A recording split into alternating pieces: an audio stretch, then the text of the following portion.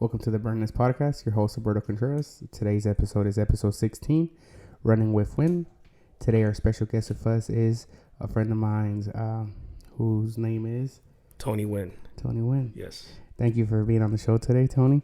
Can you tell us what is it that you do for an occupation? I know you have several businesses. Yes. First off, Alberto, thank you for inviting me here and inviting me to your home. This is a lovely house. Thank you so much. Love what you did with the house. Thank you so much. And yes, so I am an entrepreneur. I have a portfolio of businesses. I run and operate 3 businesses. Okay. The first one is Win Bubble Tea. Second is a Win Professional, which is a international business. Wow. And then the third one is financial services. Okay. You see, I know you had the Win Bubble Tea business, and you guys have several chains. I didn't know you had the other 2 businesses, so you keep yourself very busy, I assume, right? Very busy, yes. Always back-to-back appointments, meetings. I know it took us a while to meet up and talk, but I'm glad to be here. I appreciate you taking the time. I know that, especially a man of a business or many businesses in your case, is from just what I do is time is very valuable. And yes. So I do appreciate you taking the time to educate us a little bit of what is it that you do, and hopefully our audience learns a good amount of advice and knowledge through this, because they always do. And so I really appreciate you guys coming on here to sort of, teach your secrets, the ropes, right? Like, things that have made you get to where you are today, in hopes that the audience, can take some of those things and maybe help apply them to their everyday lives. Yes. And by the way, there is no secret in business. No. All right. Once you start getting into it, you will find out. Awesome. Well, when did you start, and when was it that you decided this is what you wanted to do? Gotcha. So when I was in college, so I graduated from MTSU with business and finance degree. Mm-hmm. My last semester, there was a girl in my class, being a finance major. She was like, "Hey, we have an open house today. If anyone likes to interview for the job, please come today." So I waited after class to talk to her. And she told me, "Hey, so the interview is at this location, come by." And so I did, and it became my internship, financial services. Okay. And then once I finished college, I continued with that company. And then in 2018, I started Win Bubble Tea. Wow. We grew that to 5 shops in the last 5 years, so 1 shop a year in Nashville. Wow. We also have one in the Philippines. And there's also one in Ireland, but unfortunately that was closed during the pandemic. Right. So we might revisit that. And in 2017, my business partner and I, we decided to revise the international business, where we focus on healthcare, hiring nurses from overseas to work here in the U.S. Wow. And it was crazy. A lot of people, they fight their way to come to the U.S., right? Because they want that American dream. There's no such thing as a Ireland dream or Filipino dream or Mexico dream, right? It's always the American dream. Yeah. Wow. So that's how that's how we started all that. Awesome. Yeah. Well, 5 locations. Do you mind just giving us a quick scope where they're all out? So the audience, your bubble tea is amazing, but so if they can stop by and in their area grab some bubble tea. Yeah. And by the way, what are you drinking?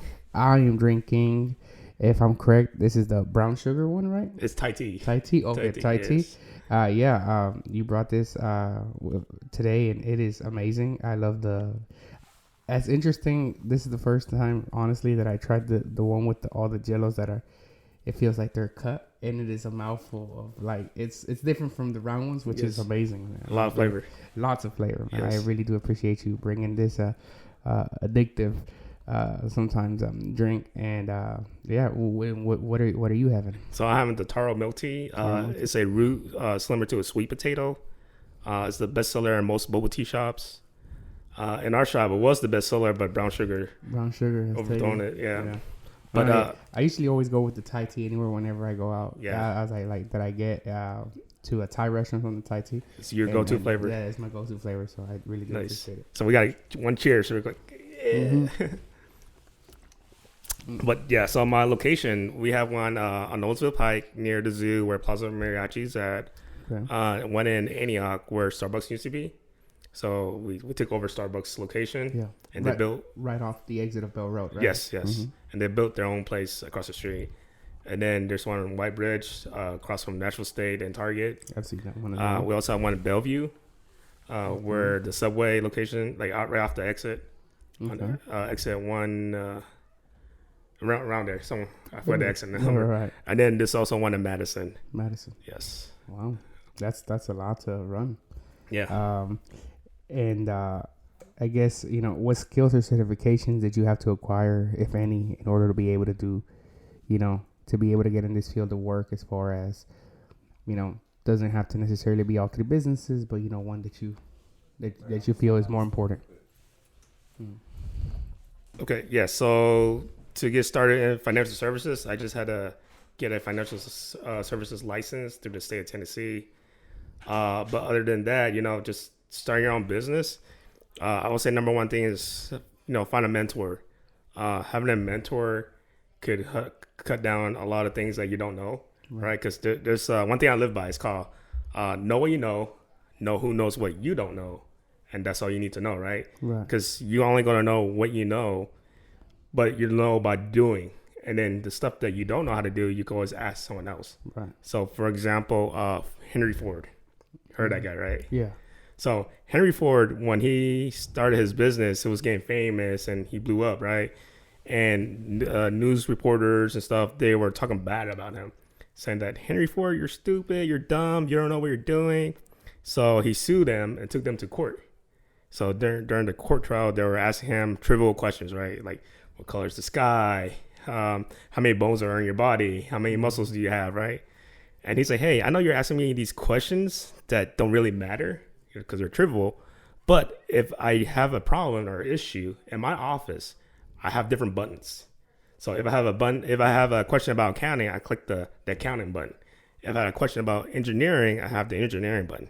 If I have a question about, management, I click the management button. Wow. So going back to know what you know who knows what you don't know, and that's all you need to know. Right. And eventually you will know it, right? Yeah. Eventually, I don't have the skills or I'm not old enough. Well, eventually you're going to get older. Yeah. And then also having mentors or having people that you can trust to teach you those things is let's say they studied 4 years of accounting. Yeah. And they can teach you everything that they had to learn through those 4 years in 6 months. Yeah. Right. Because they're going to teach you the basics, the things that apply to your everyday thing. Yes. So you just learned accounting in 6 months because they did it for 4 years, and vice versa, right? Sometimes we take and sometimes we get. Yes. You running a business, you can share your knowledge to them. So it's somewhat like an exchange, right?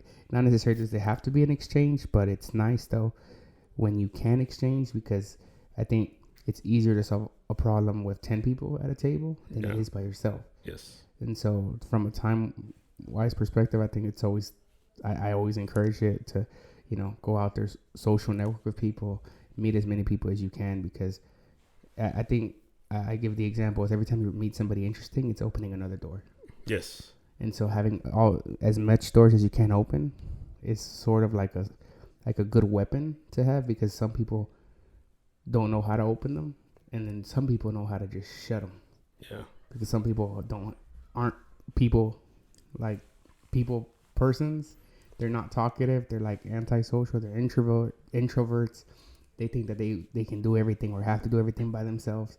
Mm-hmm. And I'm like, I'm not saying it doesn't work out, but I know to some extent though, the journey or the process I don't think is as enjoyable as sometimes like collaborating or having mentors or social networking with other successful people is. Because I've seen where people go and gather with others, and man, it looks like they're having a blast.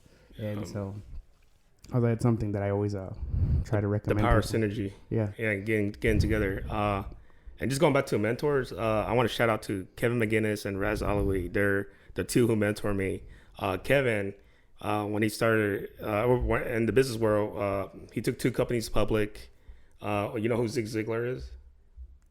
Mm-mm. So Zig Ziglar, he was like one of the original guys who started like the self-help, motivation, sales things in the 70s and 80s. Wow. So when he passed away in 2013, they asked Kevin to be the next Zig Ziglar. Wow. And he turned it down. But he's an amazing guy. That's who I learned how to sell, train, and mentor people from. And then Raz Alawi, you met her before. Short little lady. Yeah. So she's also one of my mentor and my business partner. Mm-hmm. She's the one who taught me how to talk to people, how to recruit, prospect, and all that. Right. Yeah. So just having those two powerhouse, developed me. Right. Yeah.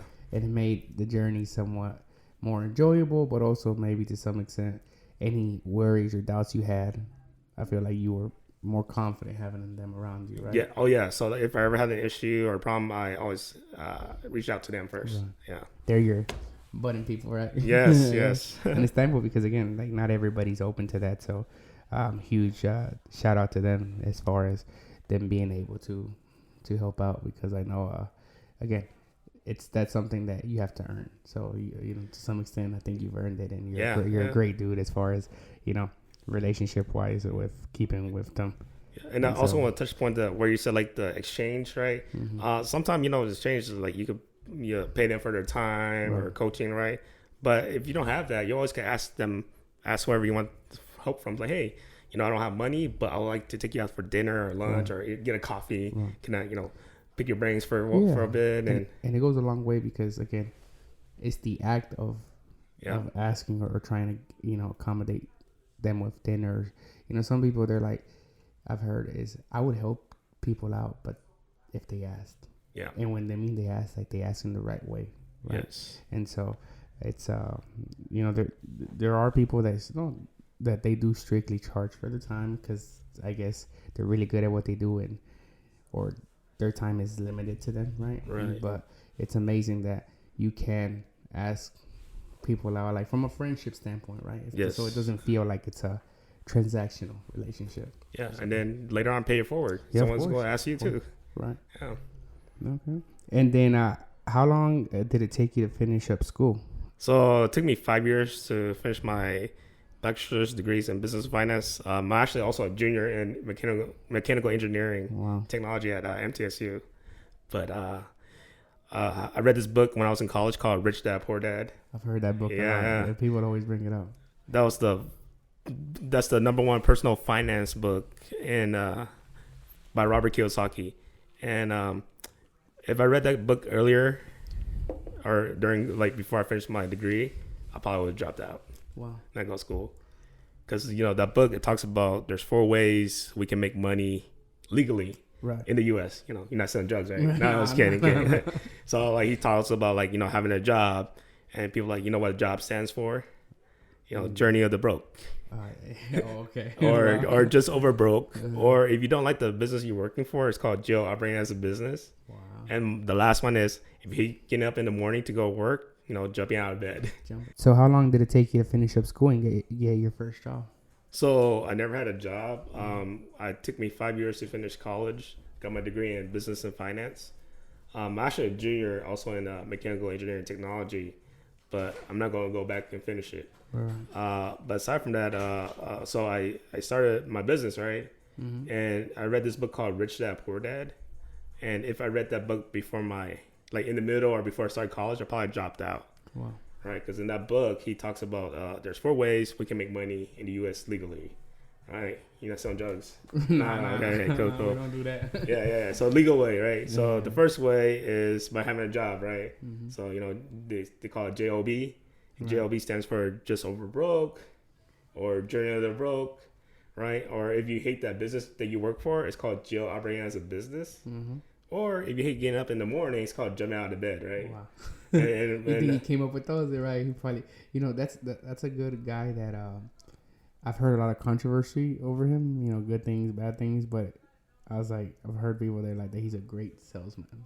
Great salesman. But yeah, like I don't know. There's a lot of controversy as far as like some people. I think he's good, but other people say that maybe everybody has different ways of financial literacy of giving advice. Yeah. And so I've seen, but no, yeah, he's a really talented guy. Oh yeah, I mean that book alone, Rich Dad Poor Dad, is a number one personal finance book. Wow.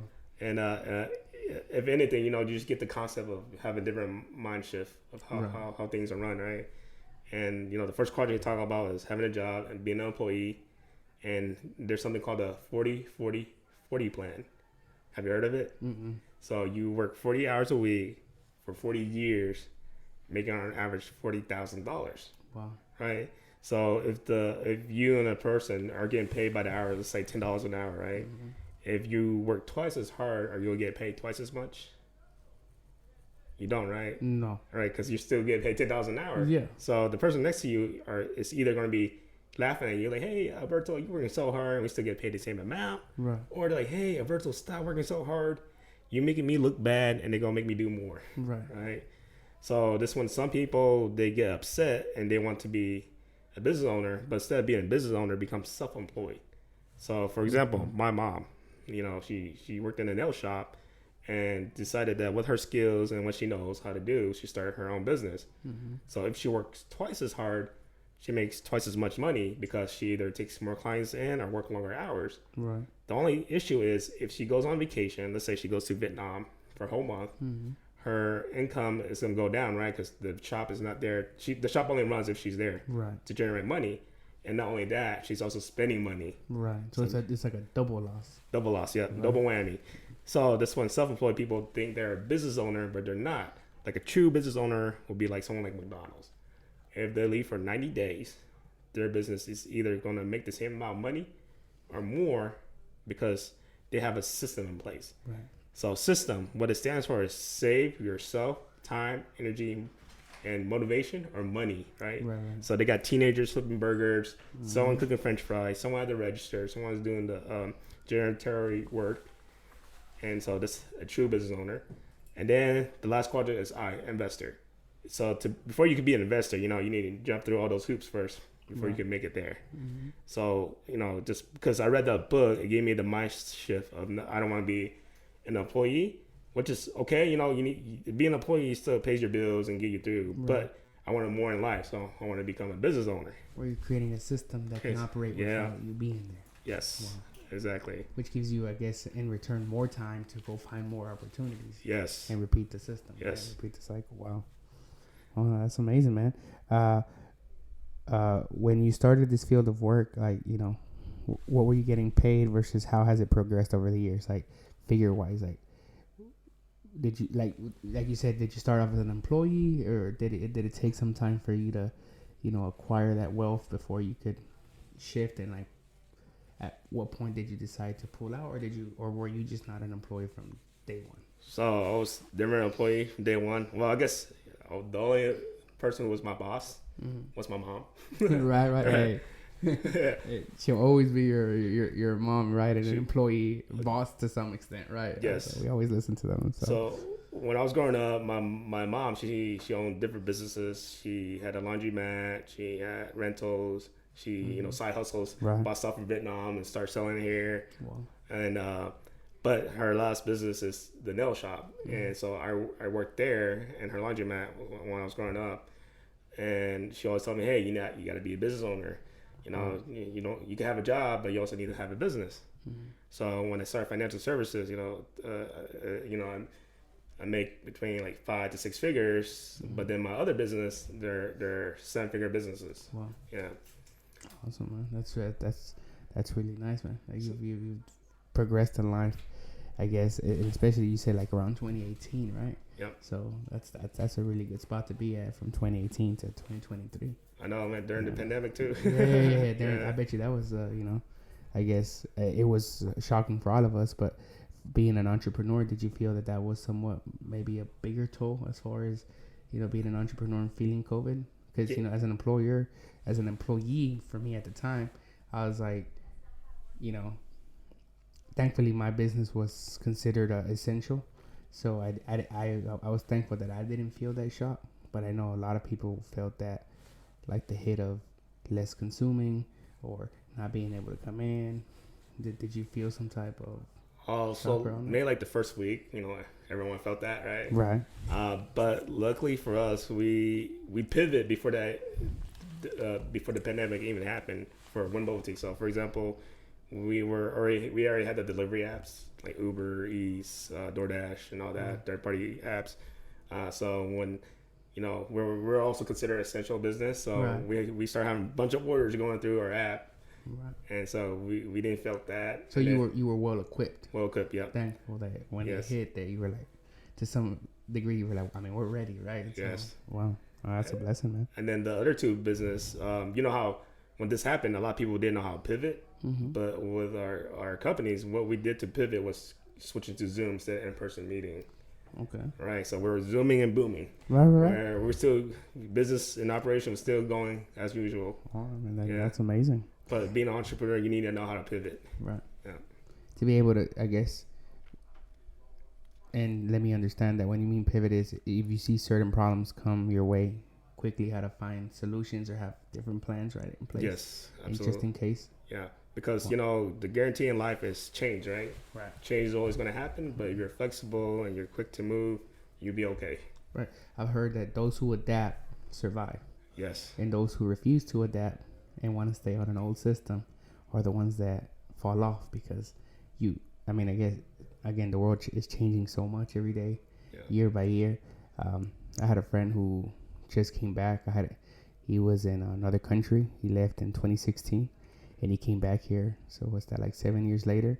And he's like, dude, I don't recognize like this place anymore. And I was like, that's a shocker because to me, I feel like it hasn't changed. Yeah. You know? Yeah. And so I was like, imagine for those, like on a year-to-year basis, he's going to see that grand change because he just got here. But we're sort of sometimes accustomed to this like rat race where we're worried about what we're doing and we don't so much pay attention to the outside. Yeah. World changing so quick. So, wow, that's really cool. And then I guess to some degree of knowledge is, you know, you don't have to be specific, but what do you think you average out per year before taxes? I mean, I know you said the business, but let's say all together. Do you think it's figure-wise, like 6 figures, 7 figures? Yeah. So definitely 7 figures. But you know, that's a good question. I need to ask my accountant. Right. But the main thing is having a financial education. Right. Because it doesn't matter how much you make; it's how much you keep.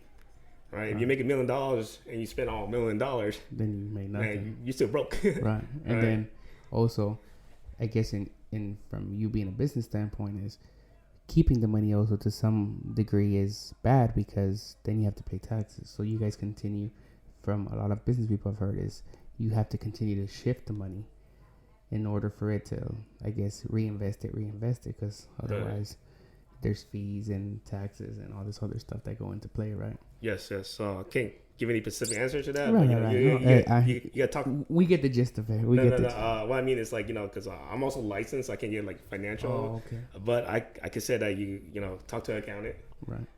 But yeah, with personal finance and learning about how money works, you know, and with our business, we keep using that money to roll it up to open another shop, right? So in 5 years, we'll have 5 shops in Nashville, and then do other business. Right. Which I guess that sort of would lead me to what's going to lead me to my next question is, how do you see yourself changing, if any, to get to the next level in your fields? Like, do you see yourself like changing numbers of shops, different types of businesses that you see yourself within, let's say, the next 5 years? Yeah. So right now, I'm switching my mode back to financial services because, you know, you heard of baby boomers, right? Right. Yeah. So there's gonna be a big wealth transfer coming our way because they were the biggest generation after World War II, right? Right. So like when the baby boomers, they were born between 1946 to 1964.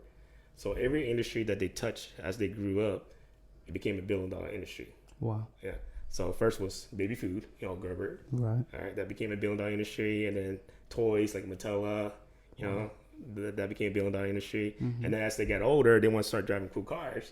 That's where the Mustang came out. Yeah. Right. 67. Yeah. The 60s, the 70, the Chargers, and so wow. Yeah. And so I guess it's when you say that the baby boomers is how that relates is a lot of them are retiring within these next 5 years, right? That's what I've heard. That like there's going to be a lot of people retiring. Yes. So there's a lot of opportunity that's going to open up. Yes. Because a lot of them either go sell their business, retire, or pass on wealth to the next generation. Right. And you know, financial services is a great place to be in right now. Right. And, you know, you want to make money, be in the money business. Right. Yeah. Wow. And and then the next generation after that is us, the millennials. Right. We're the next big generation. So there's gonna be a lot of opportunities for us. Right. Yeah. And again, it's from you said it's being ready for these opportunities, which is I guess having the income on standby to be able to acquire those opportunities, and also being able to tap into these industries when the time presents itself Right. is what can change somebody's life forever, like wealth wise, right? So, Yes, and not only that, personal self development too. Yeah, you're gonna be who you are by the books you read, the people you hang out with, and the trainings and seminars you go to. right. Yeah. So, in other words, like be prepared when opportunity comes. Don't try to get ready. Don't try to get ready when opportunity comes. Be ready Right. already. And also self invest in yourself, right? Because Yes. I think it's reading books, going to seminars, all that is sometimes expenses that some people don't want to do. And I guess I see it as self investment, because the more you learn, the more you're willing to learn and adapt, the more you're ready Yeah. for change, or when those problems or opportunities. Right. Like I mean, and then also, I know people go to school, get an education. Formal education will make you a living, right? Right. But self education will make you a bunch of problems. Right. That'll make you the life changing. Life changing, yeah. Awesome. And what can somebody watching you be able to, what can someone do that's watching us right now be able to do to get started in this field of work? Of course, maybe, I guess you have multiple businesses, right? But what can they do to start acquiring skills? Yes. Again, going back to having a mentor, but aside from having a mentor, you also need to be a people person, right? Right. And to be a people person, doesn't mean that you try to get something from them, right? But what you could do is be their friend first, and then solve a problem, right? Because when you do, like, people feel a different dynamic when you try to help them versus like, hey, when you do this for me, versus you want to take from them, but you haven't given anything. Yes. Right? And so, I guess mentors or people that are already well established have so many problems as far as things that you could help them out with. Yes. To where maybe to you is something small, but that's goes a long way, that you're giving maybe help or willing to be there for them. Yes. When they're like, wow, like, this person doesn't have to do that. But so once you've given, which I guess to some extent is sacrificing some of your time and being there, is you can ask those questions while you're there, which is sometimes you have to sort of adjust to their time, because they're the ones that are already well established. And so you sort of have to accommodate to their time to some point. Yes. And sooner or later, right, then they'll see, like, he's proved himself or he's earned it, to where you establish a relationship where now they're there for you. Yes. But you also have to give to somewhat receive, right? I'm not saying that's how it has to work every time, but I also know just taking and all you do is take is probably will run out really, really quick, right? Because we can tell when someone's just taking, and you're gonna be like, I mean, why would I help this person if all he wants? They just call me up when they need something. Right. They do things that are convenient versus, they're trying to accommodate with you because they know they need the help, and they know in return one day they're gonna do that for someone else as well. Right. Yeah, and a lot of times that's all they ask for, right? It's like they're really humble in the sense of pay it forward, and why? Because maybe at some point, they're paying it forward, and so I think it's a beautiful cycle to continue, right? To be able to help out the next generation and the one that follows, because we all have limited time on this earth, right? Yes. So yes, and also reading books, or going listen to audio or training, right? Like the first book I would recommend was Rich Dad Poor Dad. Right. Another book that a lot of entrepreneurs, when they start a business, they don't know what they're doing. I would recommend the E-Myth. So the E-Myth is showing you how to build a system for your business. Documentation, how we do things here, right? Company values, brand promise, those sort of things. But most people they don't know because they only know what they know, right? Right. But with that book, it talks about three things. You're the technician, the manager, or business owner. So going back to Robert Kiyosaki's book, the cash flow quadrant, saying when people start a business, they're self-employed, right? So also known as technician. So they're the one who does everything. They're the one marketing, making sales, building the widgets, taking out the trash, cleaning up. Right. And then once they figure out how to manage people, like they start hiring and delegating, passing things on, right?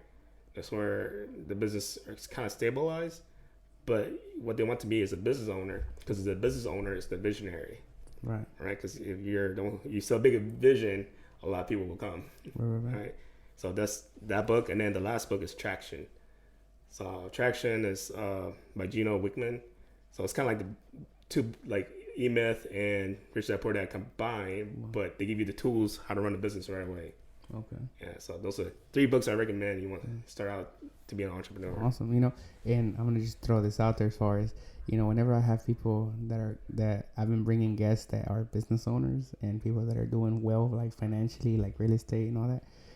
You guys recommend books, which is a key component, which is something, and I'm gonna just admit it. I don't read as much as I should, and it's something that I'm gonna start reading, like that book, Robert Kiyosaki's book. I've heard it twice now, and so I'm gonna start buying books to have in the office so I can read and pass on. Let my brothers borrow them. Let my fiance's little brothers read them while they're in school, and they can learn, because it's an interesting thing that I'm seeing, that you guys that are well out, you guys, those books have somewhat similar messages, or like it's a key thing in this industry. Success formula. It's a success formula. So, yeah. Thank you so much, and then for offering those books out there, because again, sometimes people want to read and they don't know what to read, right? Because you go to the I may go to that section and you see tons of books. Yeah. And so when you hear books that are on the shelf, but you've heard it now from 1, 2, or 3 people, and it's like, now it. I was like, I think I should get this one, right? Yeah. Versus the others, right? Sure. I was like, we'll get to the other ones eventually, but if we're starting off, then I really do appreciate you. If someone doesn't like read, there's also Audible. Right. Yeah, you can listen to someone else reading. Oh. Yeah, because I do that too. Where somebody will buy the book and read it? Yeah, like someone, like an Audible, there's someone reading the book for you. Wow. Yeah, see, I might have to do that. Yeah, because sometimes like I'm kind of lazy to read as well. Mm-hmm. But if I'm in the car, driving around, I can listen to someone read it to me. Right. So it's kind of like I'm getting a free education while I'm driving. Wow.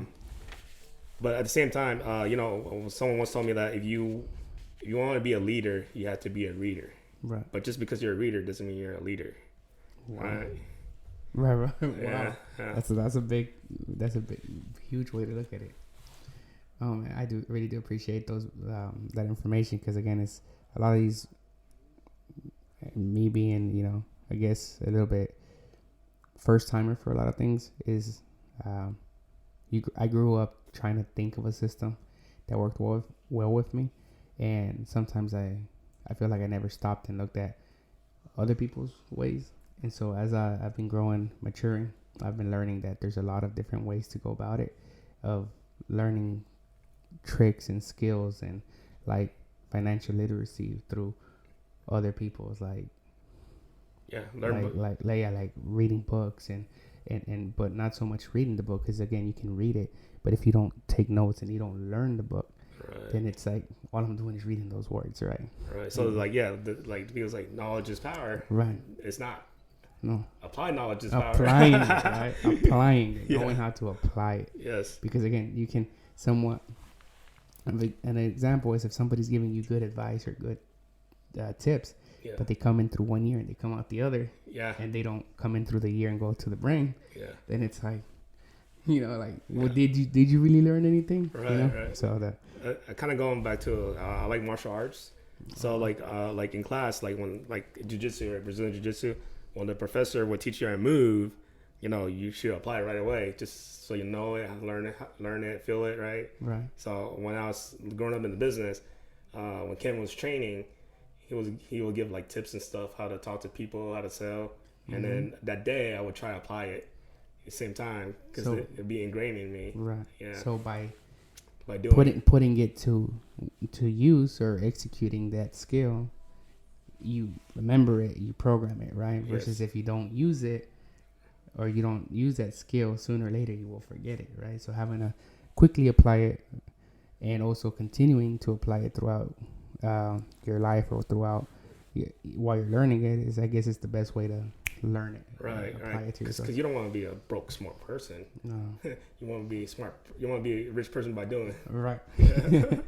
And then what are some important characteristics you would recommend that, or like, let's say like knowing yourself a little bit, that the audience needs to learn or have in order to be able to do well in this field?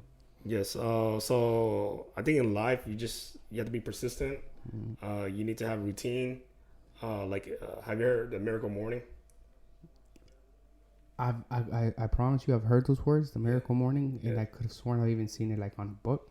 Yeah. But I couldn't recall. So it's like the 5 a.m. club, Miracle Morning. So it's like a structured way to start your morning. Mm-hmm. So like if you want to wake up before the sun. Of course, depending on your schedule, right? Right. All right. But like for me, I want to wake up at 5 a.m. And then in the Miracle Morning, it talks about having a way to structure your life in the morning. Okay. Sorry, he called it lifesavers. Sorry, I Right. had to think for a second. Yeah. Right, so lifesavers. So the main part you need to focus on the savers. So S stands for silence or meditation. Okay. A stands for affirmation. V stands for visualization. E stands for exercise. R stands for reading, and S stands for scribing or journaling. Right. Okay. So he said that if you do this in the morning, or if you have a good routine, you can't control what happens during the day, but you can control the morning and nights. Right. And what happened, right?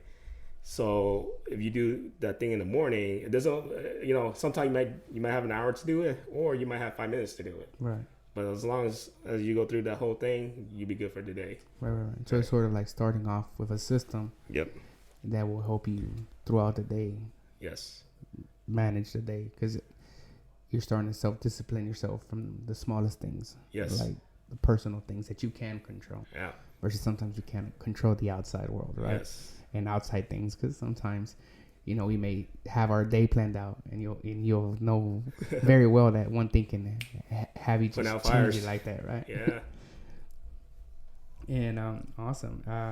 And I guess you being a businessman and having businesses, I guess an interesting question that I'd like to know is, what are some of your daily struggles you go through your job or in your companies that? Yeah, so like I said, guaranteed thing in life is change, right? Right. So market can change, regulations can change, right? So those, but again, just you have to be nimble and pivot when things happen, and also for me, just running a team, managing them, and navigating through all that. Right. It's a struggle, but it's something I'm always working on. Right. Yeah. And then wherever comes up next, I'm gonna work on that too. Yeah. I mean, again, I feel like struggles will always have them. Yeah. But like you said, is being able to pivot and being able to solve these problems, or not letting these problems weigh you down so much. I think it's a really important skill to have, especially, I guess everybody sees you as the leader, right? So I feel like you have somewhat of a responsibility to hold that leadership in public. So you can't break, you can't, you have to be the role model, and Yes. we're human, right? Yes. And so sometimes you may, in my opinion, for me, sometimes I may feel like, I'm like down or something's really weighing on me, but you can't show it because you have people that are looking at you for solutions, or, if Tony's good, then, we got to figure it out, Yeah. And actually, one thing I heard when I was growing up in business as well is there's 2 things you can control: your attitude and your activities. Right. All right. Like you were saying that, you might be feeling this inside, but outside you be, man, let's go. We're ready to go. Let's do this, right? And your activity, like, okay, on to the next point, on to the next point, on to the next point, right? We need to get this done. Okay, let's do it. Right. Yeah. And even though you may not feel like, like that, is having the, I guess, the matureness or the seriousness of knowing that things still got to get done, right? Regardless of how we feel or what may be going on sometimes, because people depend in like sometimes other people's salaries or jobs or depend on you. Is you have to basically like hold out, you know what I'm saying? Like, you got to figure it out. And so you got to take care of other people, man. Right. Yeah. Awesome. And then how much effort and what are the hurdles you have to go through to get to where you are now? Yeah. So when I was starting out, right, Right. the thing that almost happened to me was I gave up. Well. Right, because when I bumped to Raz, my mentor, Mm-hmm. she took me out to dinner and she's like, "Hey, you're young, you can do this. And by the way, you want to see my paychecks?"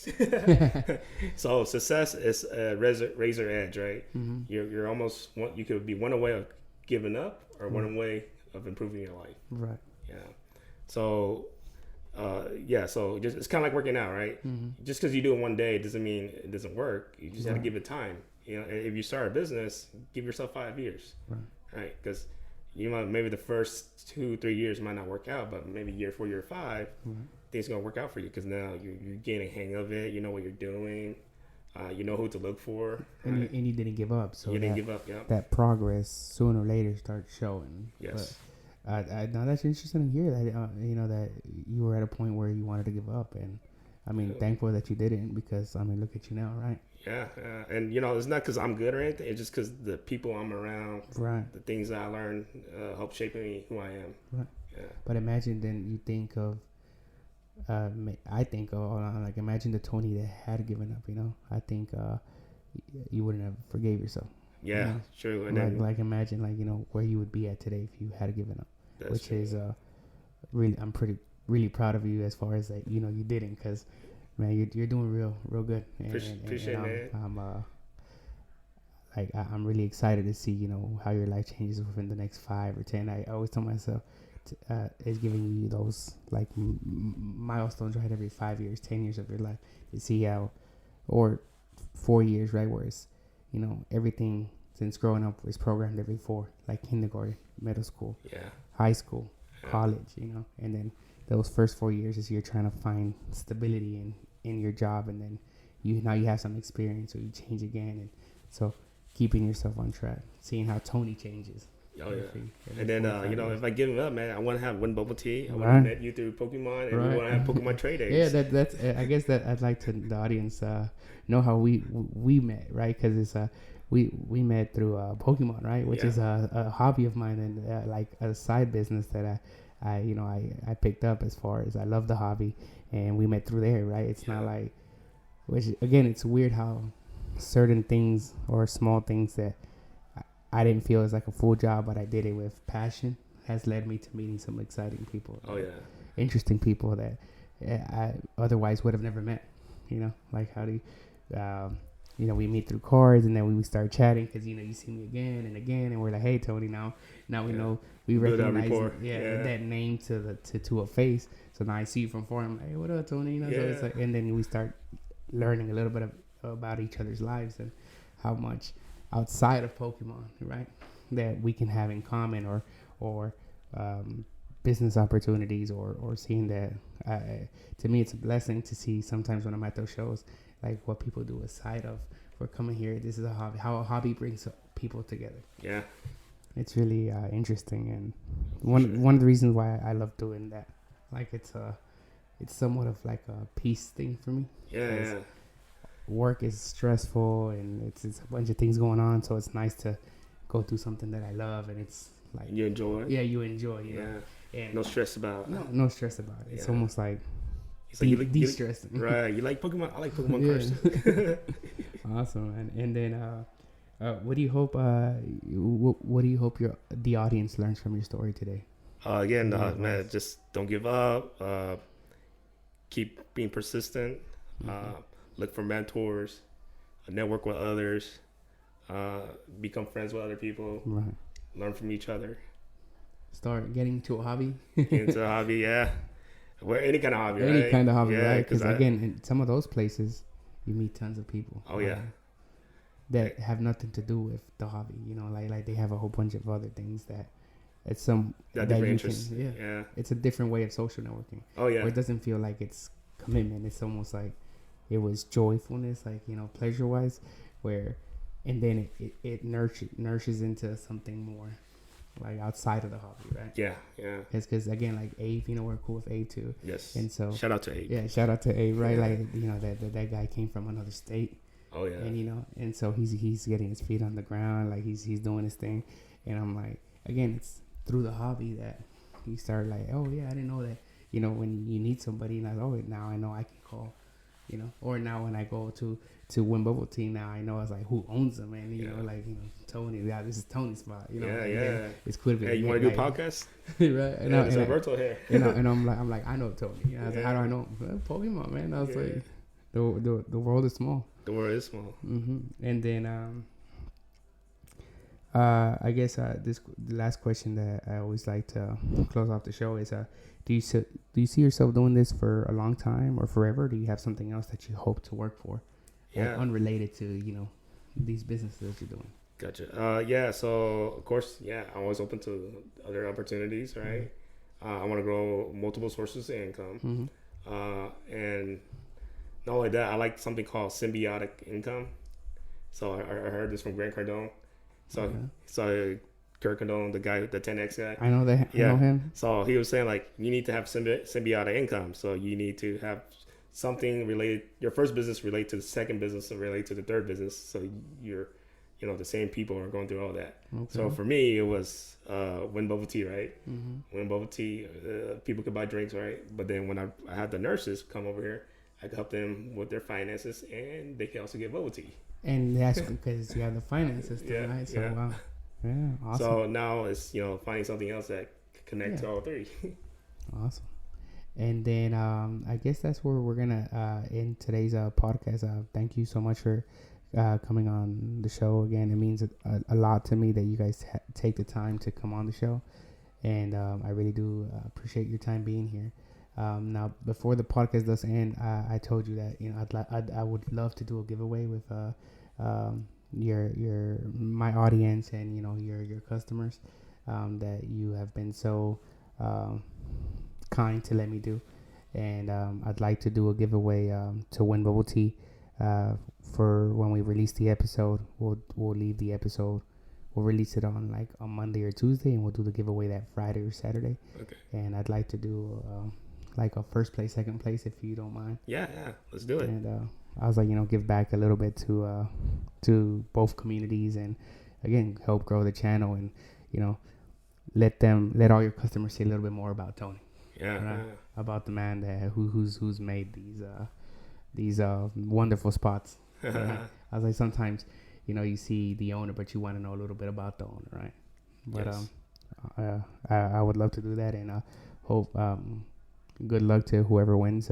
You win, take a picture, selfie, tag us. Tag us, and the only thing I'm gonna ask is that they follow me, and they follow your account as well. winbubbletea.com. At winbubbletea.com. Oh, sorry, at winbubbletea now. Right. We'll add the tags, and and so blessings to everybody, and thank you so much for coming again. I appreciate it, Berto. Yeah, no problem. Pleasure having you on today's podcast. You. Next time. And next time. Awesome. You know, there's always plenty of things that we can talk about, and, you know, you having so many businesses, there's so much more information that I know we can dissect. Thank you so much. And I always like to say, drive fast, take chances. There you go. Thank you guys so much. You have a good night.